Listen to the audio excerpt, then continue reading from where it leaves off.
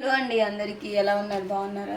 So ఈరోజు అయితే బెల్లం ఇంకా సగ్గుబియ్యం సేమియా కలిపి పాయసంలా చేసామన్నమాట. ఇది మేమైతే సేమియా సగ్గుబియ్యం పాయసం అంటాం. దీన్ని పరవాన్నం అని కూడా అంటారు. ఇది బెల్లంతో చేసింది. వేడి తగ్గుతుంది అనమాట. ఇది తింటే ఇది నాకు చాలా ఇష్టం. అది కూడా వేడిగా ఉన్నప్పుడైతే అసలుకే తిన్ను. ఇంకా కొంచెం చల్లారిన తర్వాత ఏంటంటే చూడండి, ఇలా గడ్డగా ఉంటుంది, చాలా టేస్టీగా కూడా ఉంటుంది. మరి మీరు ఎలా తింటారో దీన్ని డెఫినెట్గా కామెంట్ చేయండి. ఒకవేళ తెలియని వాళ్ళు ఎవరైనా ఉంటే కూడా దీని లాంగ్ వీడియో కూడా పోస్ట్ చేస్తాను, టేస్ట్ చేసి చెప్తాను మీకు.